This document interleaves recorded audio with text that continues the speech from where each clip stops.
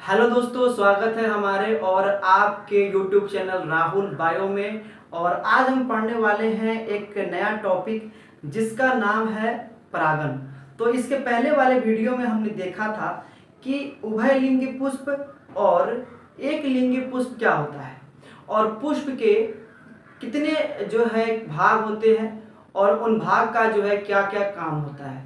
तो ये सारे टॉपिक को इसके पहले वाले वीडियो में हमने कवर कर लिया था और आज हम पढ़ने वाले हैं बहुत ही इंपॉर्टेंट टॉपिक, जिस टॉपिक का नाम है परागन, यानी कि जिसको हम लोग कहते हैं पॉलिनेशन। ठीक है, तो सबसे पहले आपको परागन समझने से पहले आपको परागकण समझना होगा। तो जो पुष्प का जो नर भाग होता है जिसको हम लोग बोलते हैं पुकेसर, तो यहाँ पे आप पुष्प का नर भाग देख रहे हैं, ये वाला ये क्या है, वो पुष्प का नर भाग है और इसको हम लोग बोलते हैं पुकेसर। और पुकेसर के दो भाग होते हैं, एक ये तंतु हो गया और ये एक हो गया परागकोश। तो परागकोश के अंदर बहुत अधिक संख्या में, अनगिनत संख्या में छोटे छोटे क्या होते हैं, छोटे छोटे परागकण बनते हैं। ठीक है, यानी कि परागकण कहाँ बनते हैं, परागकोश के अंदर बनते हैं। और इसी परागकण के अंदर नर युग्मक होता है जो आगे जाके अंडाशय में पाए जाने वाले अंड कोशिका से निषेचित होता है, तब जाकर बीज और फल का निर्माण होता है। तो वो तो बात की है। अभी हम लोग क्या देखने वाले हैं कि परागन होता कैसे है। तो अभी आपको समझ में आया कि परागन समझने से पहले आपको परागकण समझना पड़ेगा। परागकण कहाँ होता है, परागकण बनता है परागकोश में। ठीक है, तो यहाँ पे आप परागकोश देख रहे हैं, यहाँ पे परागकोश देख रहे हैं। और परागकोश क्या है, परागकोश पुकेसर का भाग है। ठीक है, और परागकण कैसे होते हैं, काफी छोटे होते हैं, बहुत नग्न होते हैं, है कि ना, काफी हल्के होते हैं और एक बार में बहुत अधिक मात्रा में बनते हैं। ठीक है, तो ये आप लोगों को समझ में आ गया। अब देखने वाले हैं कि परागन होता क्या है। तो जब परागकोश से परागकण बन के और स्त्री केसर के वर्तिकाग्र पे पहुंचता है, तो उस पूरे प्रक्रिया को हम लोग क्या कहते हैं, उस पूरे प्रक्रिया को हम लोग कहते हैं परागन। क्या हुआ, परागकोश यहाँ पे आप देख रहे हैं, परागकोश में क्या बना, परागकोश में काफी छोटे छोटे क्या बने, परागकण बने। और ये परागकण आगे जाकर यहाँ पे जो आप देख रहे हैं ना, यहाँ पे आप देख रहे हैं स्त्री केसर का भाग है। तो ये परागकण जाकर अगर स्त्री केसर पे पहुंच गया तो उस प्रक्रिया को हम लोग क्या कहते हैं, तो उस प्रक्रिया को हम लोग क्या कहते हैं, उस प्रक्रिया को कहते हैं परागन। आपको याद रखना है, परागकोश से परागकण बन के जब स्त्री केसर पे के वर्तिकाग्र पे पहुंचता है तो उसे हम लोग क्या कहते हैं, उस प्रक्रिया को हम लोग कहते हैं परागन। ठीक है, तो यहाँ पे आप लोगों को फोटो भी दिखाया गया है कि छोटे छोटे यहाँ पे काले काले छोटे छोटे जो है परागकण है। अब यहाँ पे परागकण बना है और ये परागकण ऐसे होते हुए जो है स्त्री केसर के वर्तिकाग्र पर पहुंचा है। ठीक है, चलिए आगे अब देखते हैं। तो वही यहाँ पे लिखा गया है, जब परागकोश से परागकण उसी जाति के पुष्प के वर्तिकाग्र पर पहुंचता है तो उस क्रिया को हम लोग क्या कहते हैं, परागन कहते हैं। बिल्कुल सिंपल, उसी जाति के पुष्प पे। अब ये ना कि मान के चलिए कि आम का परागकण जो है लीची के जो पुष्प है उसके वर्तिकाग्र पे पहुंच रहा है तो उसको बोल देंगे परागन, उसको परागन नहीं कहेंगे।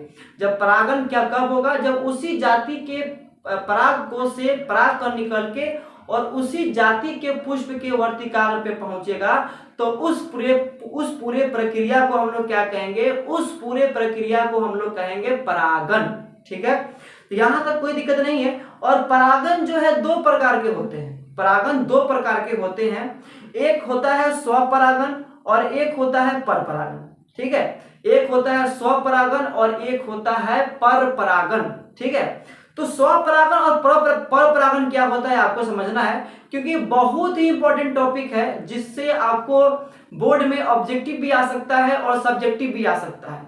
और सब्जेक्टिव तो इसे बहुत बार पूछा गया है। ठीक है, तो स्वपरागन में क्या होता है, स्वपरागन में जो है जो जो जो पौधा है वो चेंज नहीं होता है, लेकिन परपरागन में क्या होता है कि पौधा चेंज हो जाएगा, यानी एक पौधे से बनेगा और दूसरे पौधे के पुष्प पे जाएगा। ठीक है, तो ये आइए आप समझते हैं बेहतरीन तरीका से कि स्वपरागन क्या होता है, परपरागन क्या होता है। ठीक है, चलिए, तो स्वपरागन परपरागन को समझने के लिए यहाँ पे एक बहुत ही अच्छा एक आपको डायग्राम दिखाया गया है। मान के चलिए पौधा एक ही है, एक ही वो पौधा है और उसी पौधा में ये वाला भी पुष्प है और ये वाला भी पुष्प है। इसको हम पुष्प नंबर एक बोल दिए और इसको हम लोग पुष्प नंबर 2 बोल दिए।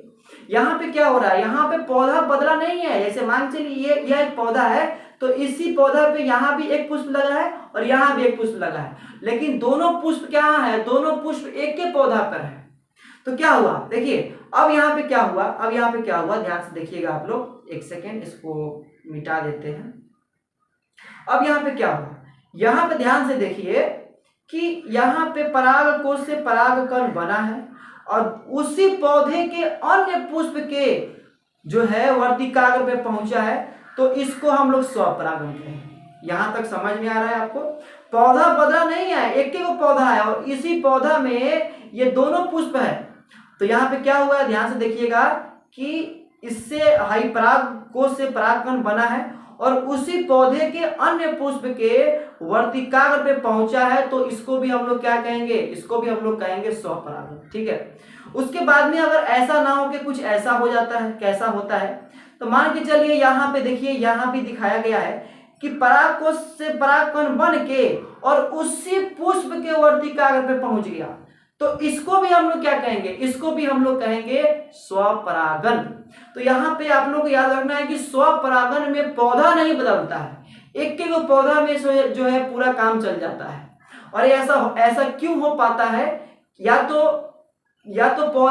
तो पुष्प एक लिंगी हो सकता है या तो द्विलिंगी हो सकता है कि ना। लेकिन उसी पौधा में आपको दोनों प्रकार के पुष्प मिलेंगे, या तो सारे पुष्प एक लिंगी हो सकते हैं या तो पुष्प जो है एक लिंगी हो सकते हैं, लेकिन पौधा द्विलिंगी हो सकता है। यानी एक ही पौधा में नर वाला भी पुष्प निकला है और मादा वाला भी पुष्प निकला है। ठीक है। तो स्वपरागण किसे कहेंगे, यानी कि यह परागण का एक ऐसा प्रकार है जिसमें परागकोश से परागकण बन के या तो उसी पुष्प के वर्तिकाग्र पे या तो उसी पौधे के अन्य पुष्प के वर्तिकाग्र पे पहुंचता है, तो उस प्रक्रिया को हम लोग क्या कहते हैं, तो उस प्रक्रिया को हम लोग कहते हैं स्वपरागण, यानी कि सेल्फ पॉलिनेशन। तो यहाँ पे आपको मेन बात ध्यान देना है कि यहाँ पौधा बदला नहीं है, एक के वो पौधा है, उसी पौधा में दो पुष्प है, लेकिन और वो भी स्वपरागण दो प्रकार से हुआ है। एक तो परागकोश से निकल के परागकण स्त्री केसर के वर्तिकाग्र पहुंच गया है, पुष्प जो है वही था, दूसरे पुष्प का जरूरत नहीं पड़ा। लेकिन दूसरा केस में दूसरा पुष्प का जरूरत पड़ा है, लेकिन वह भी पुष्प क्या है, उसी पौधा का है, पौधा नहीं बदला है। ठीक है। तो ये आप लोग को याद रखना पड़ेगा और मैं आशा करता हूं कि आपको समझ में आया होगा। ठीक है। तो आइए देखते हैं यहाँ पे क्या लिखा है कि जब एक ही पुष्प के परागकण उसी पुष्प के वर्तिकाग्र पर पहुंचता है या उसी पौधे के अन्य पुष्प के वर्तिकाग्र पर पहुंचता है, तो इसे हम स्वपरागण कहते हैं। ठीक है। बिल्कुल क्लिस्टर जो है क्लियर हो गया होगा। आप स्क्रीनशॉट ले सकते हैं और आप अपनी नोटबुक में इसको लिख भी सकते हैं। ठीक है। तो चलिए आगे बढ़ते हैं हम लोग। अब क्रॉस पॉलिनेशन में क्या हुआ, क्रॉस पॉलिनेशन में यानी पर परागण में क्या हुआ कि दो पौधे का आवश्यकता पड़ा। ये पुष्प जो है यहाँ पे देख रहे हैं, ये किसी अन्य पौधा में है और ये पुष्प जो है ये भी किसी अन्य पौधा में है। ठीक है। लेकिन पौधे का जो जाति है वो एक ही है, ये ना कि एक फूल आम का है तो एक फूल कटहल का है, ऐसा बात नहीं है। तो यहाँ पे ध्यान से देखिए, यहाँ पे क्या हुआ है, यहाँ पे परागकोश, यहाँ पे आप परागकोश देख सकते हैं। इस परागकोश से परागकण निकला है और अन्य पौधे के पुष्प के वर्तिकाग्र पर पहुंचा है, तो इस पूरे प्रक्रिया को हम लोग क्या कहेंगे, इस पूरे प्रक्रिया को हम लोग कहेंगे पर परागण। तो यानी कि पर परागण एक ऐसा परागण का प्रकार है जिसमें परागकोश से परागकण निकल के उसी जाति के अन्य पौधे के पुष्प के वर्तिकाग्र पे पहुंचता है, तो उस प्रक्रिया को हम लोग क्या कहते हैं, तो उस प्रक्रिया को हम लोग कहते हैं पर परागण। ठीक है। तो यहां तक आपको कोई दिक्कत नहीं है। यहाँ पे पौधा बदल गया, यहाँ पे दो पौधों की आवश्यकता है, यह एक अन्य पौधा में है, यह एक अन्य पौधा में है। यह पर परागण आपको कहाँ देखने को मिलेगा, यह पर परागण देखने को मिलेगा जैसे कि आप लोग देखेंगे पपीता। तो पपीता में क्या होता है, पपीता के दो पौधे अलग अलग होते हैं और एक पौधा में केवल एक ही प्रकार का पुष्प लगता है, यानी या तो खाली नर होगा, या तो केवल नर वाला पुष्प होगा, या तो केवल मादा वाला पुष्प होगा। ठीक है, तो यहाँ पे आप लोग को मेरे ख्याल से समझ में आ रहा होगा। ठीक है, तो ऐसे ऐसे पौधे जिनके अंदर जो जो पौधे भी एक लिंगी होते हैं और जिनसे जिनसे जिनसे उत्पन्न होने वाला पुष्प भी एक लिंगी होता है, तो वैसे पौधों में क्या होता है, पर परागण होता है, यानी कि क्रॉस पॉलिनेशन होता है बाबू। तो देखिए क्रॉस पॉलिनेशन में मान के चलिए यहाँ एक पौधा है, यहाँ एक पौधा है, अब इस पौधे से परागकण को लेकर यहाँ तक पहुंचाना है कि ना, ये एक फूल है, तो यहाँ से लेकर यहाँ तक पहुंचाने के लिए कुछ ना कुछ तो कारक की आवश्यकता होती है, जिसमें से एक कारक है वायु। अब हवा क्या होता है, हवा तेजी से यहाँ से बहेगा, अब बहने के कारण से क्या होगा, परागकण हल्का होता है, इस परागकोश से जो है परागकण जो है हवा में मिल जाएगा और यहाँ पे पहुंच जाएगा। तो यानी कि हवा के द्वारा भी जो है परागण होता है, हवा के द्वारा भी पर परागण होता है कि ना।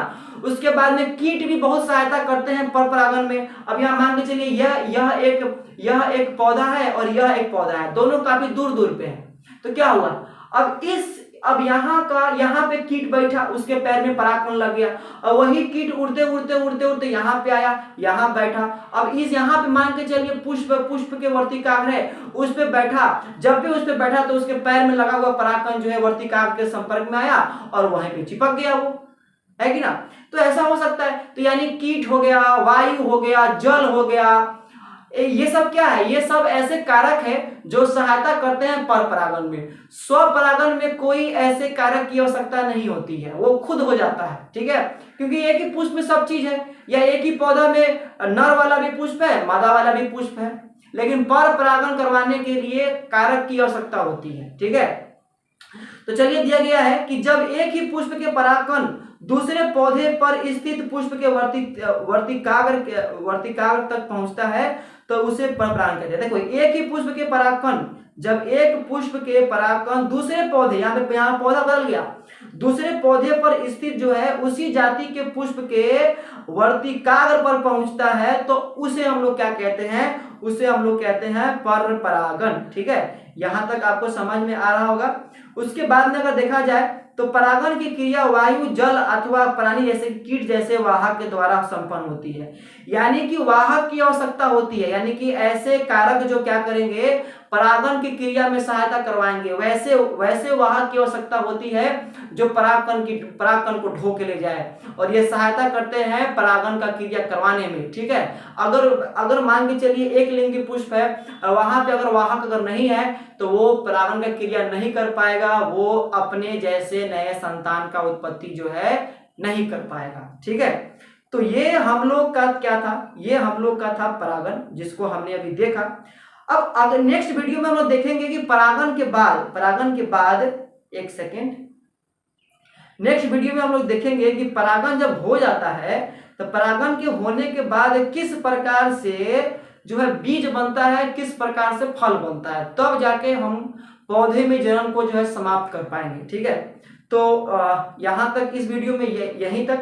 अगर आपको कोई हमको सुझाव देना है तो आप सुझाव दे सकते हैं, और अगर ये आपको वीडियो अच्छा लगा हो तो वीडियो को लाइक, कमेंट और जो है शेयर कर सकते हैं। अगर आपको कोई भी प्रॉब्लम होता है तो उसके लिए भी आप कमेंट कर सकते हैं, है कि ना। तो मिलते हैं एक नए वीडियो में एक नए टॉपिक के साथ, तब तक के लिए जय हिंद, जय भारत।